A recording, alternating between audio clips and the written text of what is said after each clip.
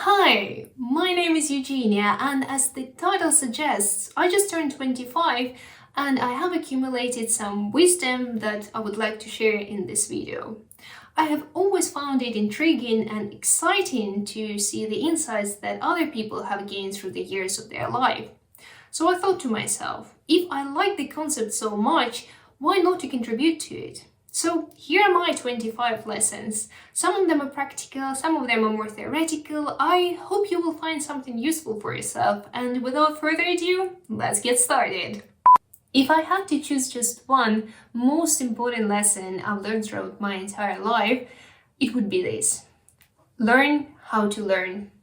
I'm going to explain why. I believe that being able to learn anything in the most efficient manner is number one key decisive factor in life.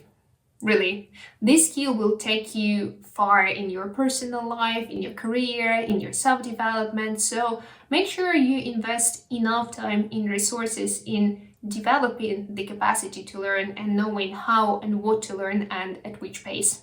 A loss is a loss. What I mean here is that losing someone or even something is always painful, no matter whether we're talking about losing parts of ourselves or breaking up with someone. So there's really no need to comparing your pain with someone else's pain. It's just all pain. A lot of times when people think that they are ugly, they usually wear clothes that don't fit them. I know that many people question the seasonal color analysis theory and kiwi body types, and they might be right in doing so.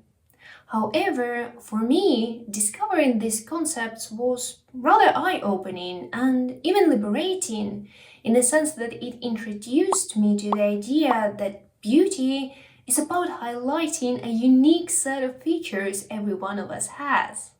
And beauty, by default, can't be put in a box or under a label. So next time, before judging your looks, maybe try and look for cuts or colors that fit you better. This one has been definitely overused and overstated, but I'm gonna say it nonetheless. Make sure to have enough sleep, enough exercise, and good diet. You won't believe how many issues these three can fix when they are combined. Take D3 vitamin. Learn your allergens. Life is way better when you're not sleepy or bloated all the time. Learn how to invest in things that either save you time or make you more productive. Go on a year or two of a shopping-free life. This simple experiment made me realize that I was using shopping as a coping mechanism. It also helped me reestablish my relationships with money. Prior to that, I would buy a lot of cheap and useless things and wouldn't allow myself to invest in something more expensive but necessary. I would do that because I felt that I was saving money this way and I really needed this boost of energy. By not going shopping for one full year, I was able to find different ways to express my emotions. Now I'm much more comfortable at being with myself and way better at budgeting. The next lesson is going to be applicable only to people who live in a similar climate to mine, aka a generally cold climate with a dark and cold, extremely cold winter. Your outwear, aka your coat, your hat, and your boots should be warm, comfortable, and waterproof. Really, you spend money only once and then you will save so much more by not being sick all the time.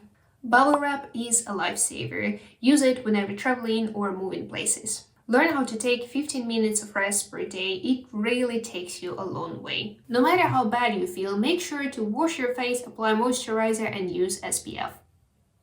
Make sure to leave your apartment at least for 10 minutes a day. You really need the sunlight and fresh air. If you want to maintain a healthy diet without spiraling down into an eating disorder, try this. Instead of tracking your calories or cutting down on carbs, try to keep track of your protein, fat, and additionally iron intake. The thing with these two or three, if you wish, is that, first of all, they can stay on the surplus. Second, just in order to get enough of them, you will need to eat a lot of different food groups, which will make you feel more energetic, full, satisfied, and you won't have much space for the so-called unhealthy foods. You don't need to be the smartest person in the room, but you can always try and be the kindest. Even the strongest friendships fade away, and that's okay. Maintain your informational hygiene. News or social media do not introduce you to new perspectives and what's happening in the world. Rather, the algorithm is optimized for more emotionally charged posts. If you don't voice your needs, no one will know about them. Ask other people about their hobbies or interests. You will learn a lot about them and you can also potentially find something new for yourself. At some point, you will have to decide whether you want to be liked or to be authentically yourself. The thing is, first of all, no one is supposed to like us by default.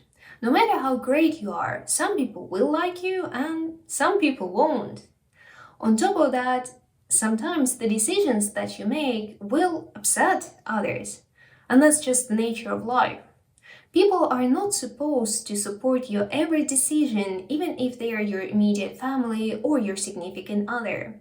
So it's totally up to you to decide whether you want to live the life you envision for yourself or you just want to be liked.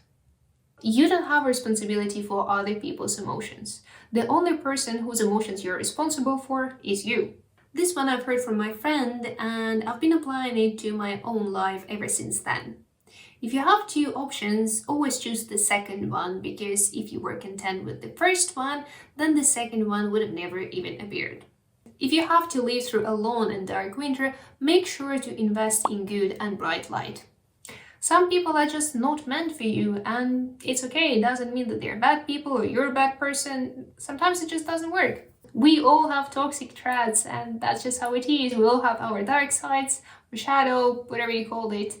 We all sometimes can be controlling and negative and act in a narcissistic way, so just deal with that, and there's absolutely no need to put label on other people. So here are my 25 lessons of 25 years of existence. Of course, there are many more. I also learned how to talk, walk, and go to the bathroom by myself during these years, but I figured you might already know this. Let me know if you liked it, and I'll see you next time. Have a great day. Bye!